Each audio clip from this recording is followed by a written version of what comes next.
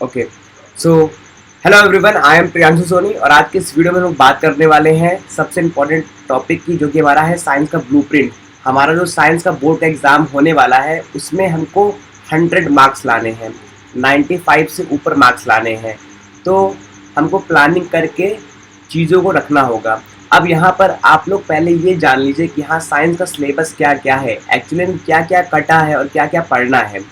क्योंकि अगर हम लोग सिस्टमेटिक वे से पढ़ाई करेंगे, जो एग्ज़ाम में आने वाला है अगर वही चीज़ हम लोग पढ़ेंगे और जो एग्ज़ाम में नहीं आ रहा है हम लोग उस पर क्यों अपना माथा पच्ची करें। जो एग्ज़ाम में आने वाला है हम लोग को सिर्फ वही पढ़ेंगे अगर, तो क्या हो जाएगा, हमारा जो एग्ज़ाम रहेगा हम उसको अच्छे से टैकल कर पाएंगे। बात क्लियर हो रहा है? तो यहाँ पर आज के इस वीडियो में हम लोग ये जानने वाले हैं कि हाँ, साइंस का जो सीबीएसई का जो पेपर होने वाला है, क्लास 10 के जो बोर्ड के एग्ज़ाम होने वाले हैं उसमें साइंस का जो ब्लूप्रिंट है वो क्या है। मतलब साइंस में कौन कौन से कॉन्सेप्ट हैं हमारे बोर्ड के एग्ज़ाम्स के लिए, ऐसे कौन कौन से टॉपिक है जो हमारे लिए इम्पॉर्टेंट हैं और ऐसे कौन कौन से टॉपिक है जो कि एलिमिनेट हो चुके हैं, कट चुके हैं। तो आज इसी के बारे में हम लोग इस वीडियो में जानने वाले हैं। तो सबसे पहले हम लोग जानते हैं यूनिट वाइज वेटेज। हमारा जो क्लास 10 का जो बोर्ड एग्ज़ाम होने वाला है, यहाँ पर हम लोग साइंस में पहले बात वेटेज जान लेते हैं कि हाँ, किस पोर्शन से सबसे ज़्यादा मार्क्स उठने वाले हैं या फिर सबसे ज़्यादा क्वेश्चन बनने वाले हैं। तो यहाँ पर आपको दिख रहा होगा, यहाँ पर यूनिट्स दिए गए हैं।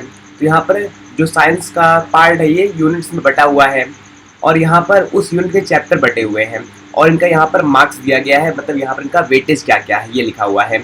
तो सबसे पहली बात, हमारा पहला यूनिट आता है chemical substance and nature and behaviour.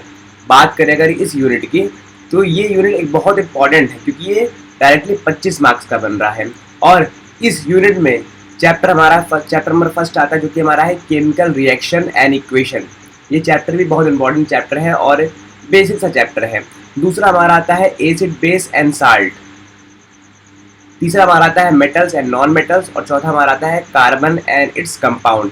हालांकि कार्बन एंड इट्स कंपाउंड वाला जो चैप्टर है वो थोड़ा कॉम्प्लेक्स लगता है बच्चों को, क्यों सॉरी थोड़ा कॉम्प्लेक्स लगता है बच्चों को, क्योंकि यहाँ पर हम लोग को IUPAC नोमेनक्लेचर पढ़ना पड़ता है और यहाँ पे बच्चे इसका मतलब नामकरण नहीं कर पाते। साफ शब्दों में कहा जाए तो बच्चे इसका नामकरण नहीं कर पाते, तो ये कॉन्सेप्ट थोड़ा हार्ड लगता है।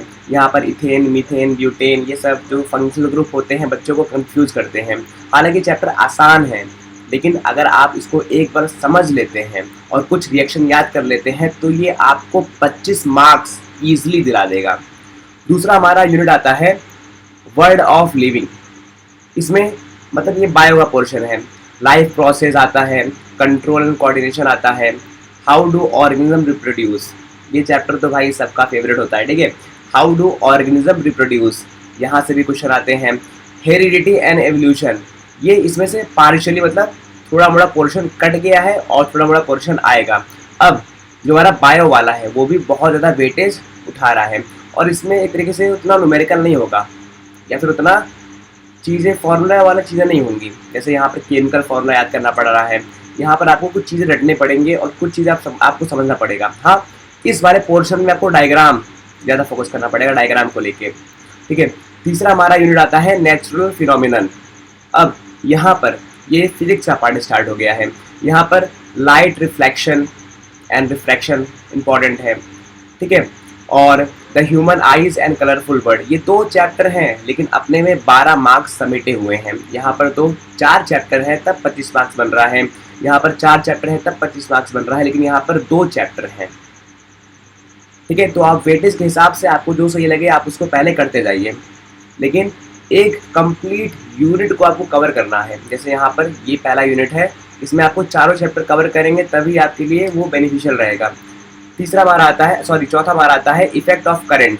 ये तो एकदम बेसिक सा चैप्टर है, इसमें हम लोग करंट के बारे में पढ़ेंगे। करंट क्या होता है, करंट के फॉर्मूला, रेजिस्टेंस क्या होता है, रेजिस्टिविटी क्या होता है, रो क्या होता है और जूल्स लॉ ऑफ हीटिंग क्या होता है। बस एक चैप्टर आपको बहुत आसानी से बहुत अच्छा मार्क्स दिला सकता है और ये अपने आप में 13 मार्क्स का है। कितने मार्क्स का है? 13 मार्क्स का। और एक और चैप्टर है इसमें, magnetic effect of electric current. इसमें राइट हैंड थंब रूल, ठीक है, और भी जो तरह तरह के रूल्स हैं, बेसिक रूल है, आपको वही पढ़ना है। और कुछ जो जैसे इलेक्ट्रिक मोटर के बारे में पढ़ना है। तो ये हमारा यूनिट वाइज वेटेज था हमारे साइंस का। और लास्ट में जो कि रटने वाला चैप्टर है आवर इन्वायरमेंट, ठीक है।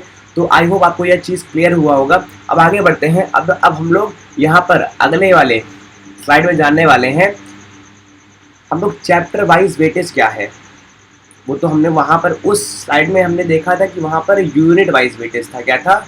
Unit wise weightage. अभी इस स्लाइड में हम लोग चैप्टर वाइज वेटेज जानने वाले हैं कि हाँ 1 मार्क्स का कितना क्वेश्चन आएगा, 2 मार्क्स के कितने क्वेश्चन आएंगे और किस किस चैप्टर से कितना कितना क्वेश्चन आएगा।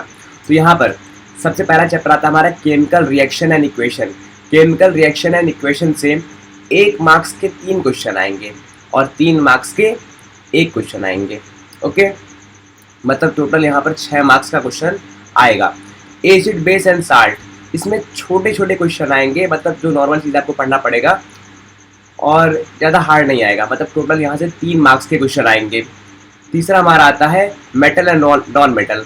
अब ये चैप्टर थोड़ा ट्रिकी हो जाता है क्योंकि यहाँ पर आपको 4 मार्क्स का एक क्वेश्चन आने वाला है, 3 मार्क्स का एक क्वेश्चन आने वाला है। मतलब यहाँ से बड़े बड़े क्वेश्चन यहाँ से बन सकते हैं और टोटल ये 10 मार्क्स अपने में कंटेन किया है। तो ये चैप्टर थोड़ा इम्पॉर्टेंट बन जाता है। चौथा हमारा आता है कार्बन एंड इट्स कंपाउंड। अब यहाँ पर एक तो छोटा सा क्वेश्चन आएगा और एक 5 मार्क्स का क्वेश्चन आएगा जो कि इम्पॉर्टेंट है, ठीक है। तो लेकिन टोटल यहाँ से 6 मार्क्स के क्वेश्चन आएंगे एज कंपेरिजन टू इन चारों में से ये वाला सबसे इम्पॉर्टेंट बन जाता है, मेटल एंड नॉन मेटल वाला। अब यहाँ पर हमारा पीरियोडिक क्लासिफिकेशन डिलीटेड है, जो कि हमने यहाँ पर लेटेस्ट CBSE वाला जो सर्कुलर जो जारी हुआ है वहाँ से ये इस चीज़ को बनाया है। अगर हमारा आता है लाइव प्रोसेस, लाइव प्रोसेस से 1 मार्क्स के 2 क्वेश्चन आएंगे, मतलब सिंपल क्वेश्चन आएंगे। दूसरा हमारा 2 मार्क्स के क्वेश्चन आएंगे और 2 क्वेश्चन आएंगे। और ये हमारा एक 3 मार्क्स का क्वेश्चन आएगा जो कि थोड़ा ट्रिकी हो सकता है। और टोटल यहाँ पे 9 मार्क्स के क्वेश्चन, 9 मार्क्स यहाँ पे बन रहा है। अगला हमारा आता है कंट्रोल एंड कोऑर्डिनेशन। अब यहाँ पर 1 मार्क्स का क्वेश्चन है और 2 मार्क्स का क्वेश्चन है। ये भी एक तरीके से आसान चीज़ें पूछी जाएंगी और यहाँ पर उतना बड़ा जैसे 4 मार्क्स का 5 मार्क्स का क्वेश्चन नहीं आने वाला है। फिर हमारा आता है हाउ डू ऑर्गेनिज्म रिप्रोड्यूस, ठीक है। ये चैप्टर सबका फेवरेट होता है। तो यहाँ पर 1 मार्क्स का क्वेश्चन आएगा और 5 मार्क्स का एक क्वेश्चन आएगा। तो ध्यान से पढ़ लेना इस चीज़ को। अगला हमारा आता है हेरिडिटी एंड एवोल्यूशन।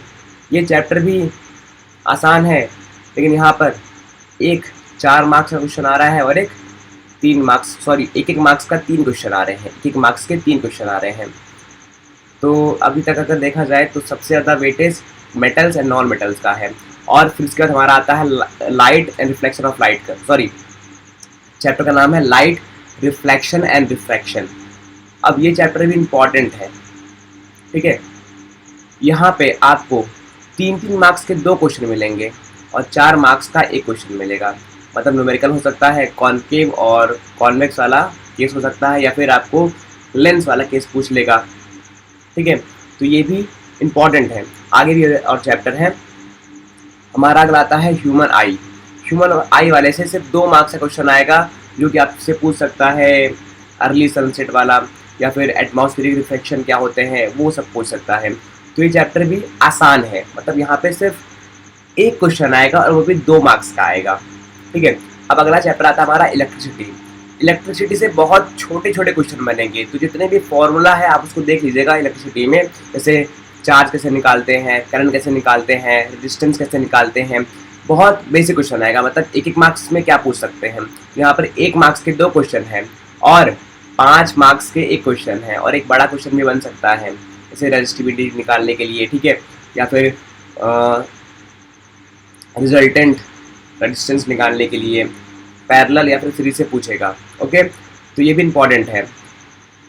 और हमारा आता है magnetic effect of electric current. तो यहाँ पर 1-1 मार्क्स के 3 क्वेश्चन आएंगे जो कि 1-1 मार्क्स के हैं। अब 1 मार्क्स में क्या पूछ सकते हैं, छोटी छोटी चीज़ पूछेंगे। तो यहाँ पर 1-1 मार्क्स का जो क्वेश्चन है वो आसान है। आपको जो बेसिक नोट्स दिया जा रहा है आप बस उसी को पढ़ लीजिए, आपका क्लियर हो जाएगा। अगला हमारा आता है सोर्स ऑफ एनर्जी। ये तो डिलीटेड है, ठीक है। हमारा इसके बाद आता है हमारा इन्वायरमेंट, आवर इन्वायरमेंट। अब ये इन्वायरमेंट थ्योरी वाला चैप्टर है, यहाँ से भी 2 मार्क्स के एक क्वेश्चन है और 3 मार्क्स का एक क्वेश्चन है, मतलब यहाँ पर थ्योरी आपको सिर्फ रट लेनी है, ये भी आसान चैप्टर है। अब जो ये हमारा लास्ट चैप्टर है सस्टेनेबल मैनेजमेंट, ये भी क्या है, डिलीटेड है।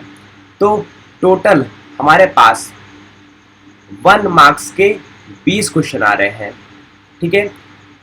2 मार्क्स के 6 क्वेश्चन आ रहे हैं, 3 मार्क्स के हमारे पास 7 क्वेश्चन आ रहे हैं, 5 मार्क्स के हमारे पास 3 क्वेश्चन आ रहे हैं। अब वो 3-4 चैप्टर होगा जो कि आपको 5-5 मार्क्स इजीली दिला देगा अगर आप उस 3-4 चैप्टर को कवर कर लेंगे जहाँ जहाँ से 5-5 मार्क्स का क्वेश्चन आ रहा है। जैसे ये इलेक्ट्रिसिटी हो गया, और किसमें था, हाँ, कार्बन एंड इट्स कंपाउंड में, और हाउ डू ऑर्गेनिज्म रिड्यूस में।